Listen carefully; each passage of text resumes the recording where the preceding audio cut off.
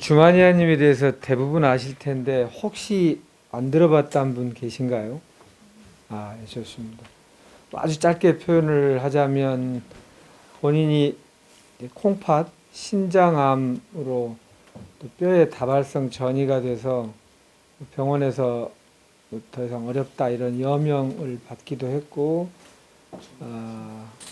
조금만 이렇게 소리내서 재채기를 하거나 이러기만 해도 온몸이 극심한 고통으로 힘들었다 이렇게 말씀하셨고, 그거를 아무튼 스스로 우리 안에 있는 자연 치유력을 활용해서 극복하신 분이세요. 그 이후로 본인이 도움을 받았던 생명력을 살리는 방법, 자연 치유 방법, 이것과 관련하여서 많은 암 환우들에게 강의도 해주시고 계시고 또 용기와 힘을 불어넣어주고 계시는 분이시거든요. 자연 치유의 살아있는 증인이시죠. 주마니아님과 저는 이제 자연 치유와 관련하여 한 3, 40년 전부터 관심이 많이 있었고, 제도권 안에, 제도권 바깥에 다니면서 수많은 자연 치유의 방법, 그리고 임상, 이런 걸 좀 경험했습니다. 그거를 의학적 원리, 의학도 뭐 서양의학이 있고 동양의학이 있고 한데, 그런 원리와 관련하여서 설명을 좀 보충을 해드리도록 하겠습니다. 자연치유는 배척되는 게 아니에요. 현대화할까 자연치유할까 이런 개념이 아니라 자연치유를 하기 위해서 현대학을 이용하는 겁니다. 뭐 민간요법도 이용하는 거고 대체요법도 이용하는 거고 현대의학 암 없애려고 수술항암 방사선 하잖아요. 암을 완전히 없애려고 엄청나게 강하게 했어요. 암은 아주 없어졌는데 사람이 죽었어요. 그럼 그거 소용이 있어요? 없어요? 모든 의학은 치유를 돕는 선에서 해야 됩니다. 근데 사람들은 그거를 선택해서 그거에 모든 걸 바쳐요. 예. 그럼 사람이 죽어버리면 무슨 의미가 있어요? 예. 우리 과학기술이 발전할 때도, 응용할 때도 인간에게 도움되는 수준에서 그 한도 내에서 이용을 해야지 인간을 죽여버리는 과학기술 발전이 무슨 의미가 있습니까? 그렇잖아요. 그러니까 마찬가지예요. 우리가 어떤 의학을 쓰든지 철학을 갖고 계셔야 돼요. 원칙을 갖고 계셔야 돼요. 내 건강성을 돕는 조건에서만 쓰겠다. 그렇지 않으면 엉뚱한 짓을 하는 경우가 너무 많습니다. 그냥 작은 목표가 목적이 돼버려요. 암덩어리 없애는 게 목적이 되면 내가 죽어가면서도 이거 하는데 목숨을 바쳐. 모든 에너지를 항암 견디는데 모든 걸 다 써버려요. 그래서 제가 자연치유 바탕 위에서 필요한 것들을 이용하는 이게 가장 훌륭한 체계다. 저는 이런 말씀을 드리고 싶습니다. 최정암 사기인이신데 2019년 7월에 발병하셨다고 하셨습니다. 현재 관전이 악화, 항달 수치가 높아지고 있고 척추 뼈전이, 복막전이 통증 조절이 너무 힘들어서 너무 힘든 시간을 보내고 계시다고 하십니다. 계속 마약성 진통제의 양을 늘리고 있는데 진통제 양을 계속 늘리는 게 맞는 건가요? 통증 조절에 좋은 방법이 있다면 알고 싶습니다. 이렇게 말씀해 주셨습니다. 이게 제가 사실 처음 암 진단 받을 때 상황과 같은 좀 그런 생각이 좀 듭니다. 이제 너무 힘든 상황이죠. 예. 근데 이제 뭐 이 통증뿐만 아니라 많은 분들이 이렇게 질문을 하세요. 갑자기 막 다리가 부어. 그리고 막 여기 황달도 오신다고 그랬더니 막 복수가 차고 흉수가 차요. 그러면 이거 왜 그러는 거죠? 이렇게 물어보시는 분 많아요. 제가 그거 왜 그런지를 제가 이게 그러니까 우리 사망 원인 1위가 뭐예요? 암이잖아요. 암으로 사람이 죽죠. 그런데 죽기 전에 어떤 증상이 일어나도 그게 이상합니까? 사람이 죽는데 그 전에 사람이 죽긴 하지만 통증이 있는 건 이상한 거지 이런 생각이 드세요? 황달 오는 건 이상한 거지. 사람이 죽는 거지만 황달이 오면 그 이상한 이런 생각이 드세요? 아니잖아요. 예. 무엇이 와도 무슨 증상이 일어나도 그거는 이상한 게 아니에요. 예. 그냥 암이라는 병이 어디를 침범하고 어떻게 되느냐에 따라 그렇게 되는 거거든요. 예. 그러면 우선 첫 번째 질문은 진통제 쓰는 게 맞느냐? 제가 저한테 한번 전화가 온 적이 있어요. 어디서 그 자기가 어떤 치유센터 이런 데 들어가 있는데 통증으로 잠을 못 잔다는 거예요. 밤새 그 통증 때문에. 그런데 거기 관장이 있는데 진통제는 나쁜 거니까 쓰지 말라고 했다는 거. 그래서 밤새 통증을 견디는 거예요. 이게 근데 이게 맞는지 좀 궁금해서 좀 알게 돼서 전화하셨다고 하시더라고요. 그래서 제가 뭐라고 말씀드렸냐면 그 관장이라는 분이 만약에 지금 전화 주신 분이 느끼는 고통을 느끼고 있다면 그 진통제라는 걸 낼름 다 털어넣을 거라고 아마. 이게 진통제는 나쁜 건데 왜 만들었죠? 우리가 멀쩡한 사람한테 진통제 먹으라고 하나요? 아니잖아요. 예. 필요한 사람, 그래서 처방을 하는 거예요. 의사가 처방을 해주는 거예요. 그냥 아무한테나 쓰라고 하는 게 아니라 이 사람한테 이게 필요하면 처방을 해주는 거거든요. 내가 그 진통제가 필요하니까 처방을 해주는 거예요. 예. 아니 내가 진통제로 고통을 경감할 수 있다면 그걸 당연히 써야죠. 잠 못 자는데 어떻게 치유를 합니까? 잠은 자야지. 예, 진통제 먹고로 잠은 자야지. 그런데 진통제가 부작용이 있거든요. 예, 부작용만 보고 하지 말라는 거예요. 예, 그래서 우리가 판단을 할 때 그래서 이용하는 거라고 제가 말씀드려요. 의학은 이용하는 거다. 이용하려면 뭘 해야 돼? 계산기를 두드려봐야 돼. 나한테 남는 게 많은지 잃는 게 많은지. 건강한 사람한테 진통제 진통제 먹어봤자 난 통증도 없으니까 통증 없어질 건 없고 뭐 기분이 좋아지는 것도 아니고 그렇다고 몸에 좋은 것도 아니야. 먹을 이유가 없는 거잖아요. 그렇잖아요. 예, 물론 부작용이 있지만 얻는 게 더 크죠. 통증으로 잠도 못 자고 고통스러운 사람한테는 그 약에 부작용이 있지만 얻는 게 더 크잖아요. 그럼 쓰는 거죠. 그런데 저는 진통제를 안 썼어요. 마약성 진통제. 왜 안 썼냐? 먹어도 효과가 없어요. 통증이 안 없어져요. 부작용은 있는데. 그러면 계산기 두드려 보면 남는 장사예요? 미치는 장사예요? 미치는 장사죠. 먹었는데 통증이 당연히 드셔야죠. 왜? 그건 남는 장사니까. 예, 이용하는 거니까. 오히려 뼈 통증이 없어지고 나서 전 먹었어요. 진통제를. 왜? 뼈 통증이 없어지고 나서는 이제 부대 통증이 오거든. 이게 한 15분만 서 있어도 이게 식은땀이 나면서 통증이 몰려와요. 누워 있을 땐 괜찮은데. 그때 IR-코단 하나 먹으면 싹 사라져요. 그래서 제가 운동도 할 수가 있고 활동도 할 수가 있어요. 그러면 이거 남는 장사예요, 미치는 장사예요? 예, 내가 그 약의 부작용보다 더 많은 치유를 이루는데 남는 장사잖아요. 예, 내가 고통스럽지 않고. 그럼 이용하는 거죠. 그래서 그런 판단으로 그래서 효과가 있다면 당연히 이용을 하셔야 되고 다만 진통제가 통증의 근본 원인을 없애줍니까? 예, 그건 아니잖아요. 그냥 그걸 이제 고식적 치료라고 하죠. 암 환자는 고식적 치료를 하는 거예요. 암을 없앨 방법이 없기 때문에 근본적으로 없앨 방법이 없기 때문에 통증이 오면 진통제, 황달 오면 스텐트 받고, 뭐 복수흉수 차면 천자하고, 막 이런 거 해주는 거예요, 그냥. 예, 그러면 진통제에 만약 이 통증을 계속 의존하면 지금 먹는데 통증이 사라져. 그럼 계속 사라질까요? 그렇지 않습니다. 시간이 지나면요, 암은 계속 커지고 나중엔 진통제가 안 들을 때가 와요. 예. 그때는 또 하나 먹어서 안 되고 2개 먹고 3개 먹고 그럼 부작용 점점 커지겠죠. 효과는 줄어들고 이제 나중에는 시간이 지나면 얻는 건 없으면서 잃는 것만 많아질 때가 옵니다. 그럼 그 쓰고 싶어도 못 쓰는 거죠. 그래서 이 진통제가 쓰는 게 의미가 있으려면 어떻게 해야 될까요? 진통제 먹고 이제 살만하다.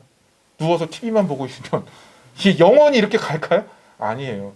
진통제 먹고 내가 움직일 수 있고 활동할 수 있으면 어떻게 해요? 책도 보고 공부도 하고 열심히 자연치유를 해서 진통제 부작용을 뛰어넘는 치유 효과를 누렸을 때 선순환이 이루어질 거고 나중에 어떻게 돼요? 진통제를 줄여갈 수가 있겠죠. 왜? 증상이 없어지면 진통제 쓸 이유가 없어지죠. 선순환에 그 바탕에 그걸 쓸 때 그게 진짜 진통제의 의미가 있는 거지. 그냥 지금 나 진통제 먹으면 통증 없어. 나 살만해. 그리고 누워서 그냥 천장 보고 아무것도 안 하고 있어.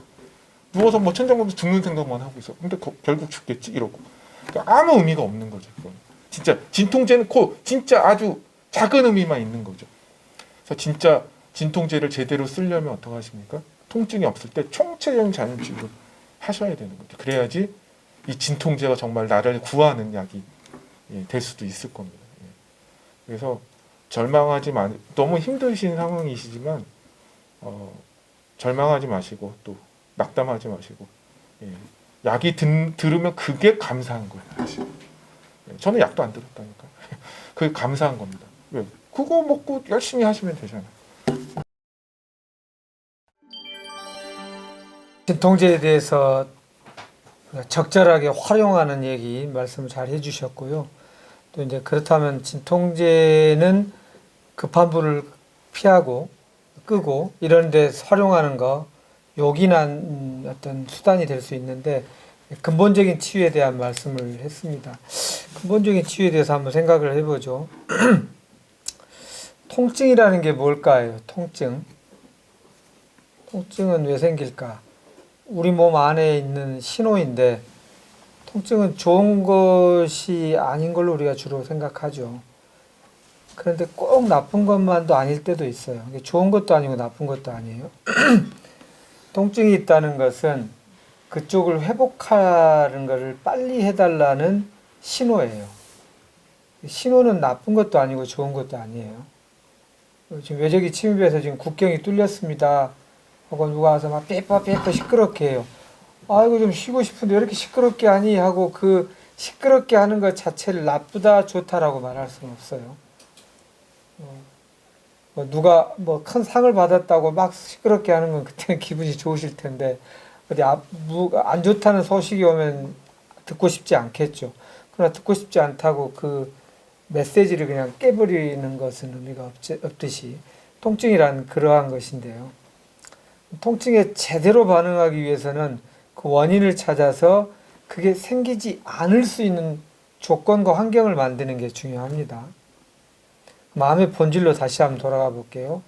아까 암은 건강한 세포 60조였다가 별로 숫자를 늘리지 않은 상태에 있다가 왜 갑자기 빠르게 막 숫자를 막 늘리는 걸로 돌아갔을까예요.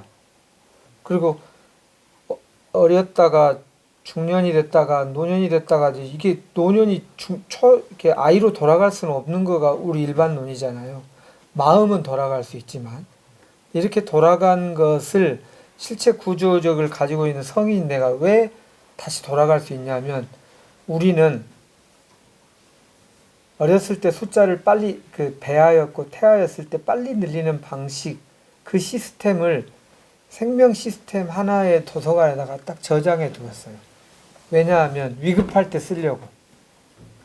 어떤 위급할 때냐면 세포수가 갑자기 많이 손상이 됐을 때, 그 상처 입을 때입니다. 칼로 여기를 확 뱉거나 어디가 막 확 때려주면은 수십억 개의 세포가 손상이 됩니다. 그럼 빨리 이게 이렇게 복구해야 되잖아요.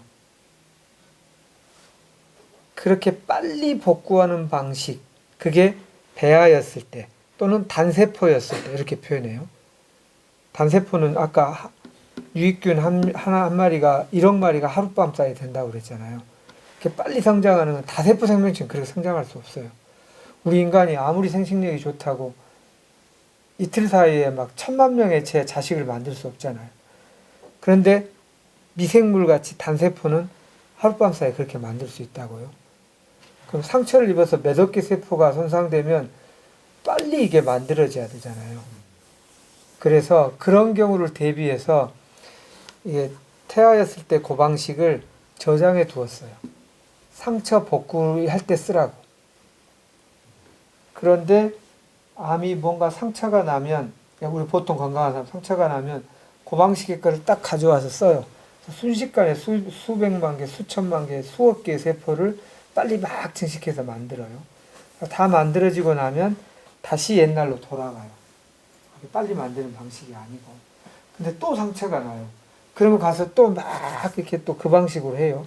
다시 또 돌아갔어요. 근데 이게 한 번, 두 번이 아니라 10번, 100번, 1000번, 1년, 10년, 15년, 20년이 되면 왔다 갔다 하면서 우리가 소위 말하는 똥개 훈련시키나 왔다 갔다 왜 이렇게 시켜 하면서 아예 빨리 만드는 방식으로 유전자의 스위치를 탁 바꿔버려요. 그게 효율적이라고 생각하니까. 그게 암입니다. 그래서 암을 뭐라고 얘기하냐면 치유되지 않는 끊임없이 반복되는 상처가 원인이다. 예전에 운동선수가 그 자리에 상처가 나고, 네?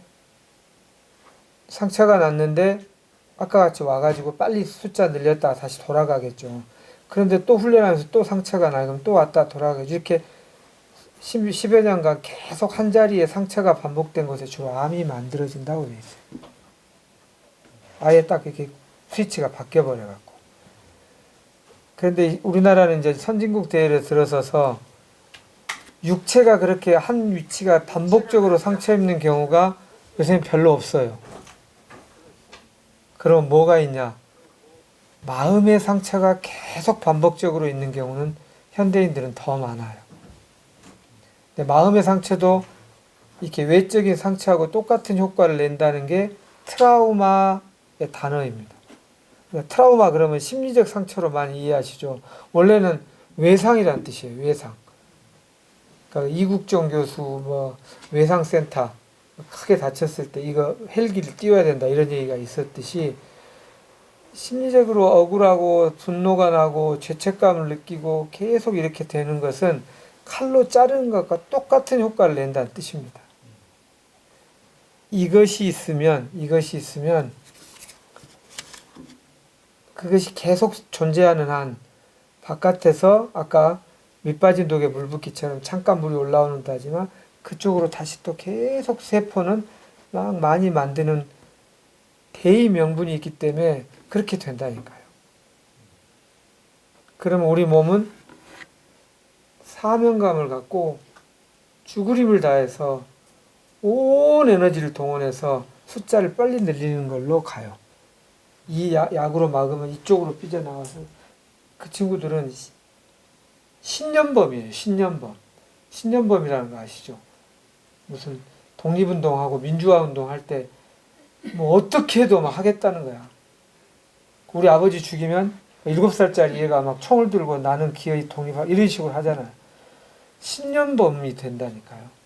그러니까 문제의 핵심은 그럴 필요가 없게 만드는 게 중요해요. 빨리 숫자를 늘려야 된다. 상처가 계속되는 것을 이것이 이제 그러지 않아도 된다가 되어야 비로소 재발, 전이, 내성 이런 것이 없어진다는 뜻입니다. 통증의 근본 치유는 그겁니다. 우선은 급한 대로 만약 진짜로 약이 듣는다면 그 느긋함에 시간을 버는 것은 정말 요긴한 고마운 약이고요. 그때에 근본적인 치유를 해야 됩니다.